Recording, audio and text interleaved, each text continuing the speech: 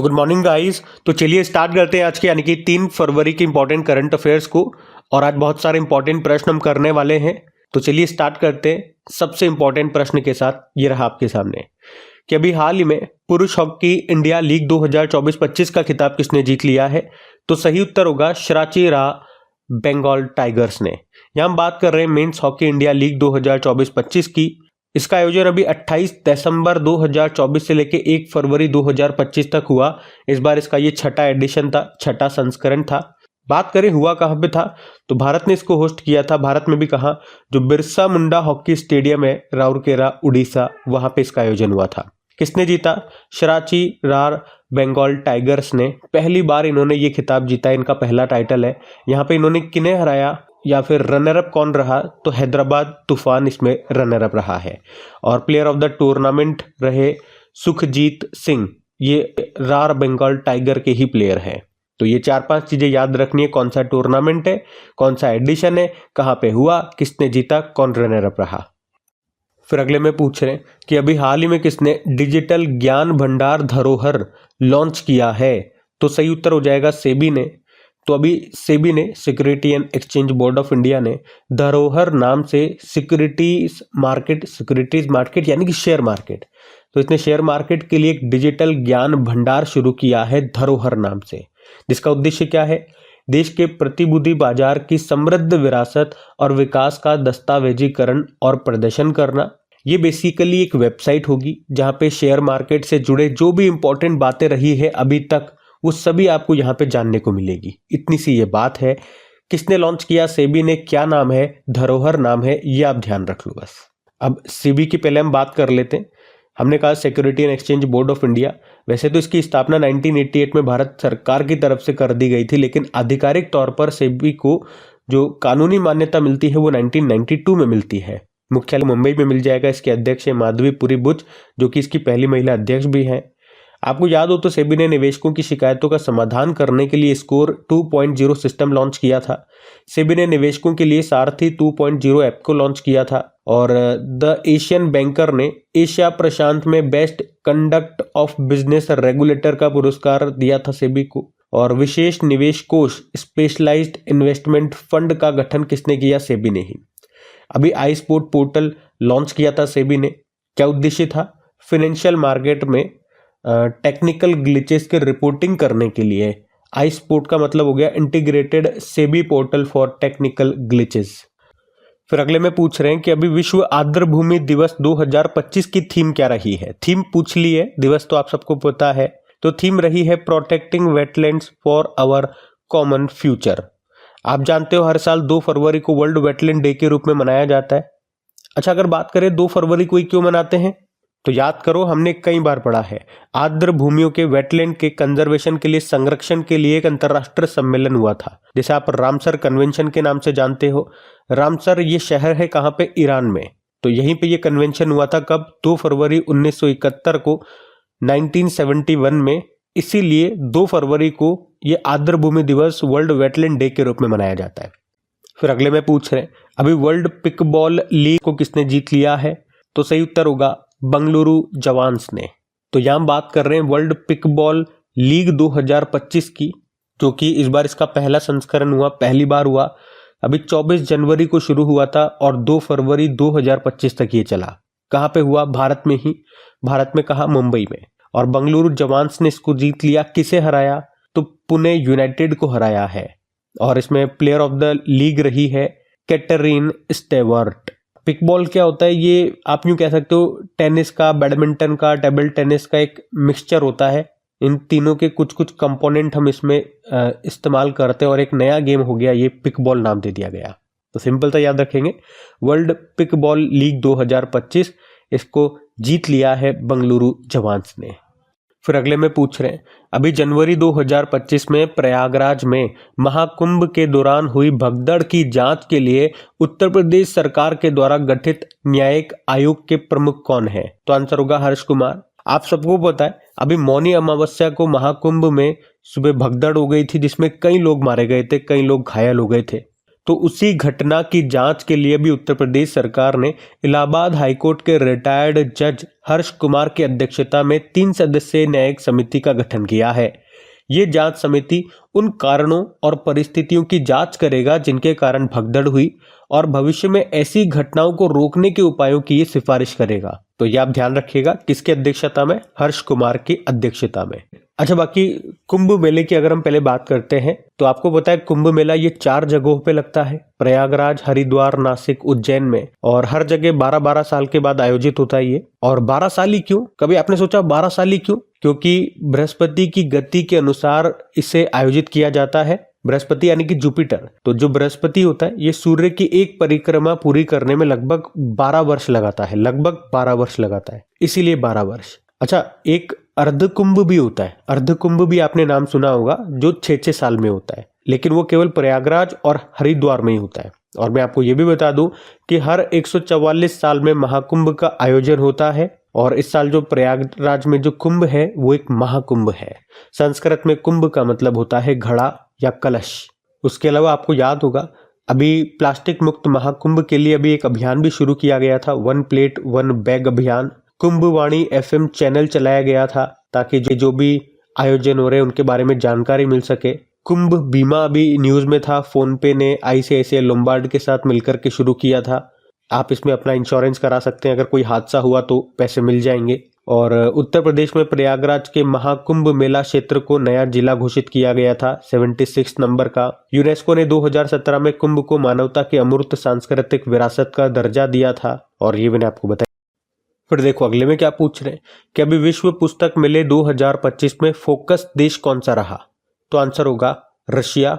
यहां बात कर रहे हैं वर्ल्ड बुक फेयर 2025 की, जो कहाँ पे हुआ? नई दिल्ली में। नई दिल्ली के भारत मंडपम में अभी 1 फरवरी को शुरू हो गया, 9 फरवरी तक ये चलेगा। और इसका उद्घाटन किया हमारी राष्ट्रपति द्रौपदी मुर्मू जी ने। आयोजन कर रहा है नेशनल बुक ट्रस्ट, और थीम भी है रिपब्लिक @ 75, और इसमें फोकस कंट्री है, फोकस देश है रशिया। अब आपको इसी तरह से 2 बुक फेयर मैंने आपको पढ़वाए थे अभी। एक तो भारत का सबसे पुराना पुस्तक मेला बोई मेला, ये कहाँ पे लगा था? कोलकाता में, 48 नंबर का एडिशन था, और इसमें थीम कंट्री कौन सा है? जर्मनी है। और 2025 में जो मैड्रिड, स्पेन की कैपिटल है मैड्रिड जो इंटरनेशनल बुक फेयर होगा उसमें भारत थीम कंट्री होगा। फिर अगले में पूछ रहे हैं अभी हाल ही में ग्रामीण क्रिकेट लीग शुरू करने वाला पहला राज्य कौन सा बन गया है? तो आंसर होगा बिहार। तो अभी बिहार ये ग्रामीण क्रिकेट लीग शुरू करने वाला पहला राज्य बन गया है। तो इसकी खास बात क्या है? इसकी खास बात यह है कि ये उन प्रतिभाशाली खिलाड़ियों के लिए है जिन्हें अभी तक जिला या राज्य स्तरीय टूर्नामेंट में खेलने का मौका नहीं मिला है। इसमें 13 से लेकर 23 वर्ष के खिलाड़ी हिस्सा ले सकते हैं। तो सिंपल सा याद रखेंगे, ग्रामीण क्रिकेट लीग शुरू करने वाला पहला राज्य बन गया बिहार। अब बिहार चर्चा में आ गया तो बिहार ले चलते हैं आपको। तो ये रहा मैप में बिहार। कैपिटल पटना हो गई, मुख्यमंत्री है नीतीश कुमार, गवर्नर है आरिफ मोहम्मद खान। और बिहार दिवस कब मनाते हैं? 22 मार्च को, जिस दिन वर्ल्ड वाटर डे भी होता है। यहीं पे वाल्मीकि नेशनल पार्क मिल जाएगा, कैमूर टाइगर रिजर्व मिल जाएगा, राजगिर वाइल्ड लाइफ सेंचुरी, ये सब आपको यहाँ मिलेगा। फिर अगले में पूछ रहे अभी हाल ही में एलन मस्क ने डिजिटल वॉलेट एक्स मनी के लिए किसके साथ समझौता किया? तो आंसर होगा वीजा के साथ। तो एलन मस्क ये दुनिया के सबसे अमीर व्यक्ति है। आपको याद हो तो इन्होंने ट्विटर को खरीदा था, फिर उसका नाम बदल के एक्स कर दिया था। तो अब उसी में इन्होंने एक नया फीचर ऐड किया है, पेमेंट करने का फीचर, और उसी के लिए इन्होंने वीजा के साथ पार्टनरशिप की है। तो अब एक्स पर जो यूजर हैं वो एक दूसरे को पैसे ट्रांसफर कर सकेंगे, भेज सकेंगे, और वॉलेट में फंड भी ऐड कर सकेंगे। और इस डिजिटल वॉलेट को नाम दिया एक्स मनी। मतलब जिस तरह से व्हाट्सएप में अब पेमेंट करने का आपको ऑप्शन दिया जा रहा है ना, उसी तरह से अब ये भी ट्विटर में शुरू कर रहे हैं, यूं समझो आप। और उसी के लिए वीजा के साथ इन्होंने समझौता किया है। एक्स के CEO भी याद रखना कौन है? लिंडा याकारिनो है। फिर अगले में पूछ रहे हैं कि अभी हाल ही में विश्व अपेक्षित उष्ण कटिबंधीय रोग दिवस 2025 ये कब मनाया गया? तो इसका सही उत्तर हो जाएगा 30 जनवरी को। ये जनवरी का एक इंपॉर्टेंट दिवस था जो हमारा छूट रहा था। तो अंग्रेजी में अगर आप इसे बोलोगे तो अंग्रेजी में क्या बोलेंगे? World neglected tropical disease day. हर साल 30 जनवरी को होता है ये। तो नेग्लेक्टेड ट्रॉपिकल डिजीजेस की बात करें तो ये ग्रुप में आने वाली 20 बीमारियां हैं जो मेनली ट्रॉपिकल यानी कि उष्ण कटिबंधीय क्षेत्र में पाई जाती है। ये उष्ण कटिबंधीय क्षेत्र या ट्रॉपिकल रीजन कौन सा हो गया? तो जो कर्क रेखा है 23.5 डिग्री नॉर्थ और जो नीचे मकर रेखा है 23.5 डिग्री साउथ, उसके बीच का जो क्षेत्र है वो ट्रॉपिकल जोन कहलाता है। तो इस क्षेत्र में पाई जाने वाली कुछ बीमारियों का जो ग्रुप होता है, कुछ कितनी, लगभग 20 बीमारियों का जो ग्रुप है, उन्हें बोला गया है नेग्लेक्टेड ट्रॉपिकल डिजीजेस। इनमें बहुत सारी प्रमुख बीमारियों के नाम आपने सुने होंगे, जैसे कि डेंगू हो गया, लेप्रोसी हो गया, काला जार हो गया, रेबीज हो गया और भी बहुत सारी। एक्चुअली में क्या होता है, इन बीमारियों को दूसरी जो स्वास्थ्य समस्याएं होती है उनकी तुलना में कम प्राथमिकता और फंडिंग दी जाती है।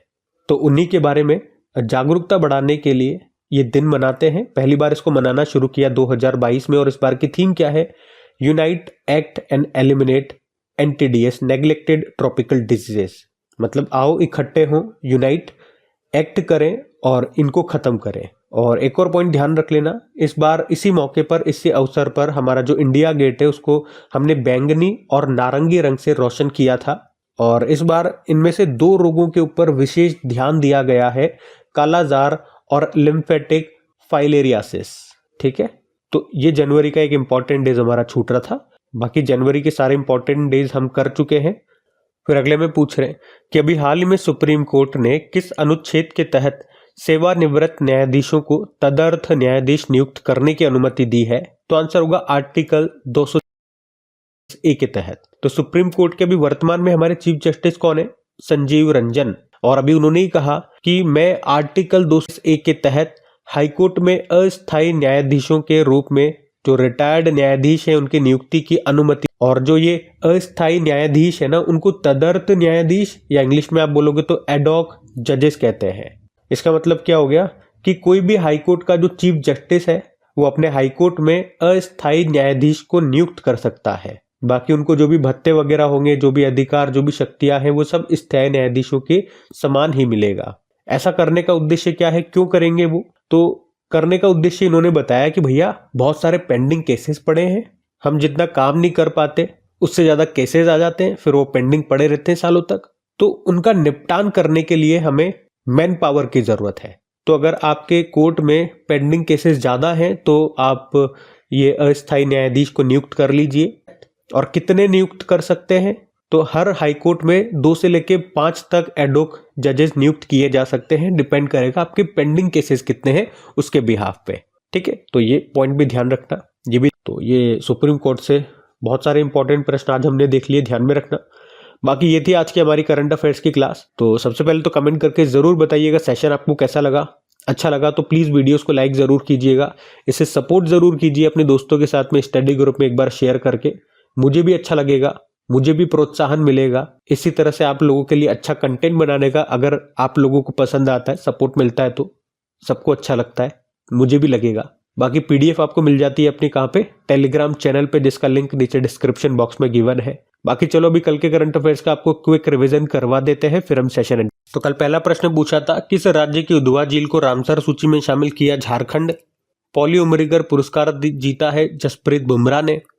सोनम लोसार त्योहार मनाया गया, किस समुदाय के द्वारा मनाया जाता है? तमांग समुदाय। और अभी मार्च में ब्रिक्स युवा उद्यमिता सम्मेलन की मेजबानी कौन सा देश करेगा? भारत। और ऑन्कोसेरेसियासिस रोग को खत्म करने वाला पहला अफ्रीकी देश बन गया है नाइजर। भारतीय रेलवे ने रेलवे सेवाओं को एक ही प्लेटफॉर्म पर एकीकृत करने के लिए कौन सा ऐप लॉन्च किया? स्वरेल। और अभी बजट में किस मंत्रालय को सबसे अधिक बजट आवंटित हुआ है? वित्त मंत्रालय। भारतीय तटरक्षक दिवस मनाया गया 1 फरवरी को। और मनोज कुमार ने संन्यास ले लिया, उनका संबंध है बॉक्सिंग से। और आखिरी प्रश्न पूछा, Indian renaissance the Modi decade इस बुक को लॉन्च किया गृह मंत्री अमित शाह ने। चलो कल का भी होमवर्क प्रश्न देखते हैं। तो कल आपसे पूछा था गेल ने अपना पहला ग्रीन हाइड्रोजन प्लांट कहां पे शुरू किया?